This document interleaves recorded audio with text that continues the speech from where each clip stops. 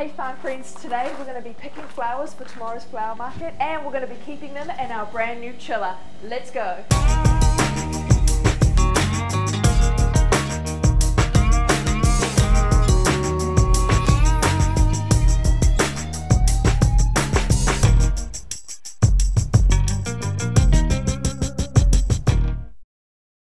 I'm going to start off picking from our dahlia patch. We don't have a huge number of dahlias this year. Of course, being our first year growing flowers, it was kind of just an experiment, but a very successful experiment. We've grown quite a number of varieties and we've figured out which ones we really like. They definitely sell really well at this market. The past couple of weeks we've sold all of our dahlias, normally by the bucket. We've started to clear a new patch in this bed for next season, just here, and the plan is to have this whole patch here all the way down to there in dahlias next year.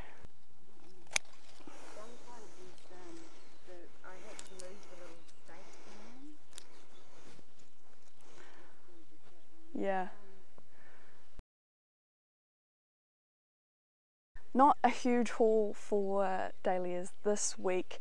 The season is kind of coming to an end now. I think last week we took maybe 40 to the market and about 45 the week before that, so you're definitely won't be taking that many this week, but they're still beautiful. I'm going to go ahead and pick some cosmos. The cosmos has been, again, another one of our best-selling flowers. I think it must be difficult for the florists to get cosmos because it doesn't ship well. It's very delicate, so it's definitely best for the florist to be able to source the cosmos from local growers. It has been another experiment, but definitely a successful one. I love it. We did grow a couple of different varieties, and in particular the white and the purple with the really large flowers. It sells really well. A good mix of open flowers and closed buds as well on these plants, so I think this is going to go really well tomorrow. Look at that. I love it. I managed to get 7 bunches of cosmos together. I've started picking the gomphrena. We've got some zinnias this week as well. A little bit of chocolate lace.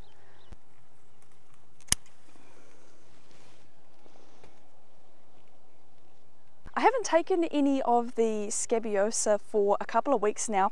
The patch was just looking a little bit bare, so I was giving it a couple of weeks to recover, and it's definitely bounced back. There's a lot of new blooms on here. Again, it's a very small patch. It was kind of just as an experiment, but I think it's done really well. I definitely think we'll be growing this next season.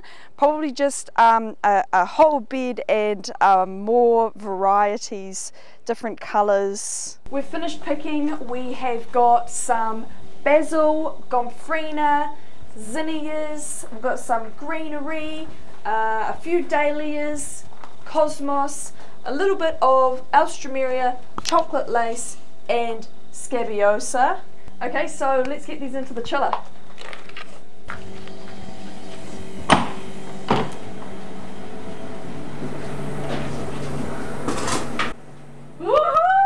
It's cold. If you've been watching my videos for a while, you know that one of the projects we've been working on is getting the cool room. So we actually bought the cool room. It had no refrigeration unit. A couple of months back, it needed a lot of repairs. There was quite a process of getting it here and hiring the trailer. I was really lucky that I had my uncle come and stay, and he helped us fix it up, do a lot of the repairs. We had to learn how to re-rivet it, and we cleaned it up, and then the next process was to move it into place. So it was quite an experience getting it into the shed, but we've ended up putting it here. The reason we wanted it here, we knew that we wanted it to be really easily accessible. So there's a nice flow through here from the field into here. This is where we can process things, like we've processed our flowers, put them into bunches before then the final stage it goes into the cool room. So overall costs involved with getting our cool room set up. We got the cool room unit secondhand for about $1,400, and then we got a brand new monoblock refrigeration unit, which was about $3,000. We had to do probably about $200 worth of repairs on it, so all up about $4,500, which is pretty good for a fully functioning cool room with a brand new refrigeration unit. If you want to know more about the unit that we're running on this, I'll put some information in the description box down below. But effectively, the refrigeration unit, it arrived off the truck. All we had to do was cut the hole in the chiller body to fit the unit, slot it in, bolt it into place, and just plug it in. Our unit is 1.5 meters by 1.7 meters by 2.4 meters tall, so our refrigeration unit is designed to cool that space down to 2 to 5 degrees. So we've got that running. We've had it running only for about 10-15 minutes now. It was about 25 degrees when we started it, and it's dropped down to 13 degrees. I'm going to leave these flowers in the chiller for the night. I will check in with you guys in the morning at the flower markets to see how the flowers are. We just got back from the flower market, and I have to say I was really nervous about keeping the flowers in the cool room. I wasn't sure if they were going to like it or not, but it was really successful. This morning the flowers were looking beautiful. The water was so nice and cold.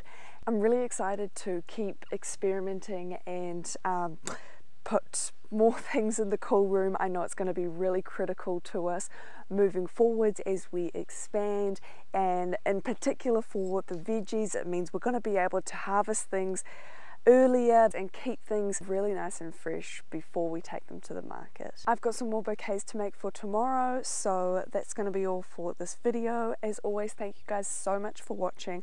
I hope you enjoyed this video. If you haven't already, please subscribe to my channel, and I will see you in the next one. Bye.